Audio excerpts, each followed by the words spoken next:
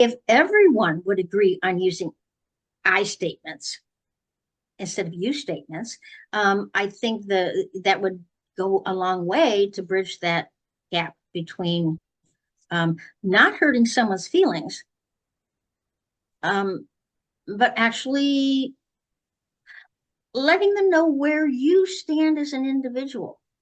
Yeah. Because I statements take responsibility. I'm taking responsibility for what I say. Yeah. And I'm not doing it to hurt your feelings because I'm not judging you. I'm merely stating how I think, how I feel.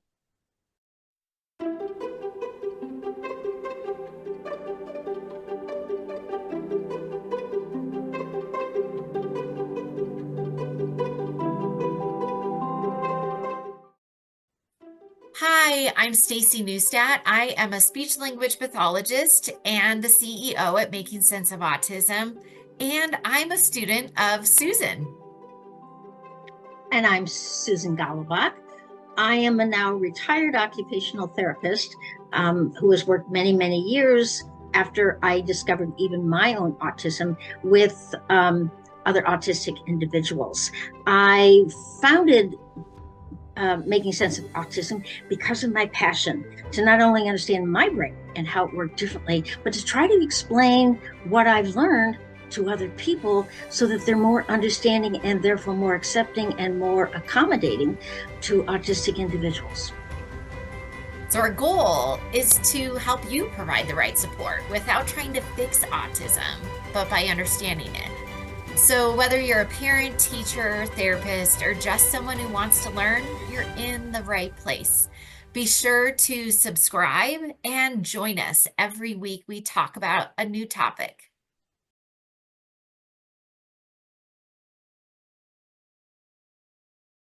Sue, part of one of our new series is talking about topics to bridge that communication gap between autistics and non-autistics. And one topic you brought up was why being polite is more important than saying the truth. And I think, honestly, as a neurodivergent individual, sometimes I struggle with this one as well.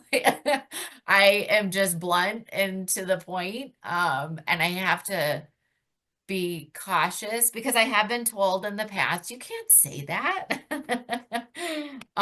So I'm curious as to your perspective on this topic today. And logically, I know, like, oh yeah, I shouldn't say those things, but from the autistic perspective, does that thought ever occur? Like, no, I shouldn't say this. I'm sure the thought occurs because right away we're hit with anxiety. Am I going to say the wrong thing? Am I going to get in trouble? Am I going to ruin the relationship because I said something that I shouldn't? Because we are well aware that the world expects politeness, not blunt honesty from us. But blunt honesty is what we know how to give, i.e., we see it, we're concrete, we're literal, and it is what it is. We don't know how to make it look like a flower, a rock, and look like a flower. A rock is a rock, and we call it the way we see it. Um, and so I have found there's a middle ground. It doesn't compromise. I am not comfortable doing lies. Now, the way that I have discovered to do, say, a white lie, which is to tell what was true at one point, maybe not in this situation, but it was true in another situation. And I use that. For example, someone invites me to do something that I know is going to be overwhelming. And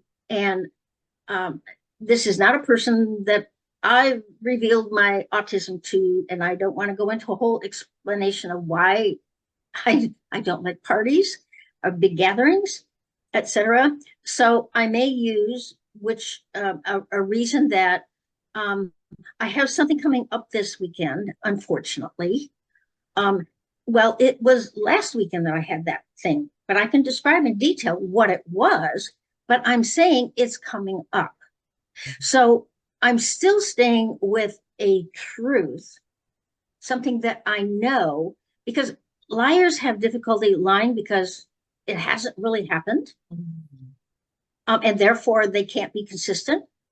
But see, I can be consistent in my quote white lie because it is something that has happened. It is something that I have experienced and felt.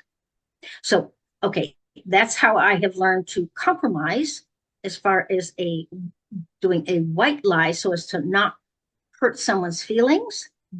But I've also found that the strategy of using I statements rather than you statements is a very valuable tool to avoid be able to say something in a polite manner, but still truth. Someone asks you, do you think this dress makes me look fat? Well, okay, it's horizontal lines. Horizontal lines always make a person look bigger or wider than vertical. So I can use an I statement saying, well, I really think that red dress that you have is the best one for you. Now, I'm kind of avoiding her, does this one make you look fat? I don't know. Maybe, I'm not a good person on that opinion. And I may say I'm not a person that likes to give opinions, but I have noticed every time I see you in this other dress, you're great.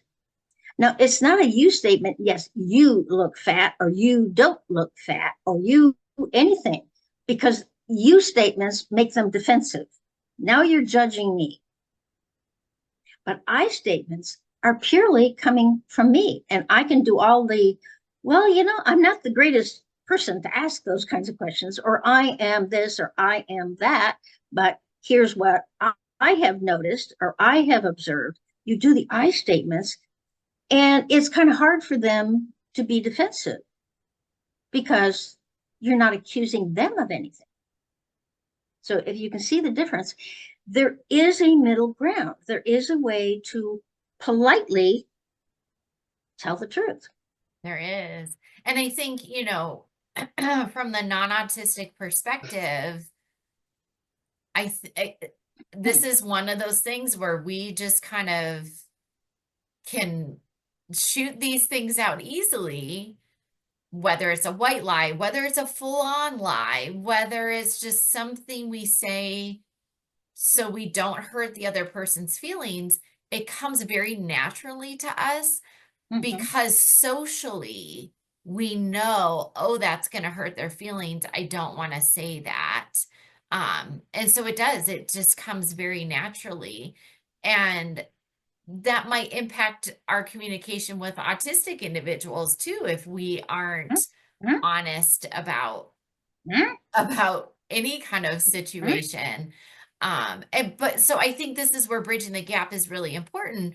Would you say that if we are communicating with autistic individuals not to be rude, but is it okay to be blunt? Wouldn't their feelings still get hurt? What should that communication look like?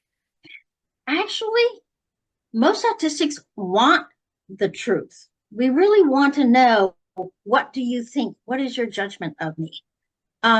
And we will take that, and again, using I statements rather than you statements. Because yes, an autistic, if you say, yes, you do this all the time, you do that, it sounds judgmental. Yeah. And we're not going to be oblivious to the fact that it sounds as if you're accusing us of doing bad things or being bad. Yeah. But if you use I statements to be bluntly honest, well, here's how I see it. Then it's viewed more as constructive criticism.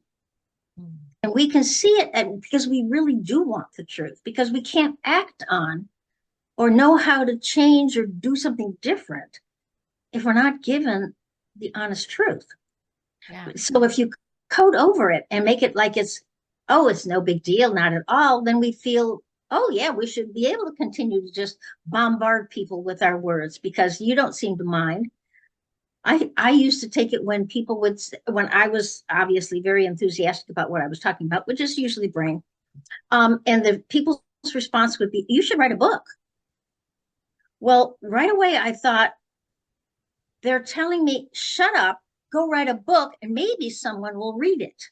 But Um, I don't want to hear it. hmm, That's how I took it because it was a you statement. You should mm, write a book, i.e., don't tell me, go write a book about it. But if they had said, I think that's very valuable information. It would be great if you wrote a book on it. Now I'm taking it as, you like what I said, and it's worth maybe actually putting in a book. Do you see how the message gets changed when you use an I statement versus you statement? yeah, And so if everyone would agree on using I statements instead of you statements, I think that would go a long way to bridge that gap between not hurting someone's feelings, um, but actually letting them know where you stand as an individual. yeah, Because I statements take responsibility. I'm taking responsibility for what I say, yeah, and I'm not doing it to hurt your feelings because I'm not judging you. I'm merely stating how I think, how I feel. yeah. No, I think that's great, great advice. And definitely something again, I know I never thought of, maybe some other listeners have thought of this.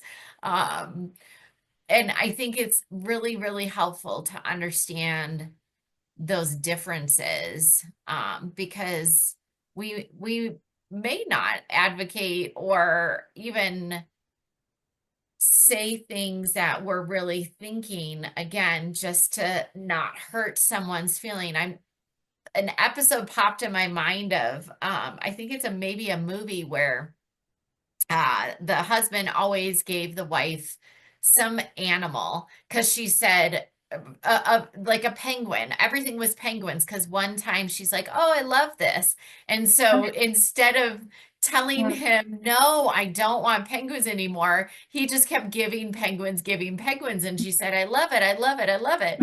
And I feel like that's such a neurotypical thing to do, whereas Yes, the and autistic would be like, the "No, I autistic don't like it." the autistic's taking it concretely, and you Yeah. because you love it, we want to please you, and now all we're doing is annoying you because Yeah. you weren't honest in the first place. Yeah. That yeah, in this circumstances, I mean, this is really cute, but I think too much is too much. Yeah.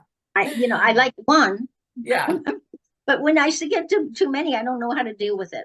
This is going back to make I statements, Yeah. not you're pushing too many penguins on me. But here's how I feel about having so many. I can't attach my love to every single one of them. So I like it when I just have the one. Yeah. You know, and that's okay because I mean, I've had so many people say to me, "Oh, we should get together for lunch. Let's plan on it." Or I had one woman say, "Oh, you were great. I'm gonna tell Win, Oprah about this. I know her. I have connections." Yeah, nothing ever happened. Yeah. Um, in both of those cases, they say they're going to do something, and I think they sincerely mean it at the moment. Yeah. But the autistic is looking at it, and now you're not trustworthy. Now Yeah. I can't believe anything you say because you said things before and they never happened. Yeah. So why should I believe you now? Yeah. And that happens too. And so it could go both ways of not believing or being offended because of Mm-hmm. rudeness. So I think we both definitely need to make adjustments with our communication in order to bridge that gap. But just even understanding each perspective Mm-hmm. is kind of where we have to start. So Yep. awesome. That is definitely insightful, hopefully for me as well, and hopefully for everyone else today. Thanks, Sue. Thanks, Staci.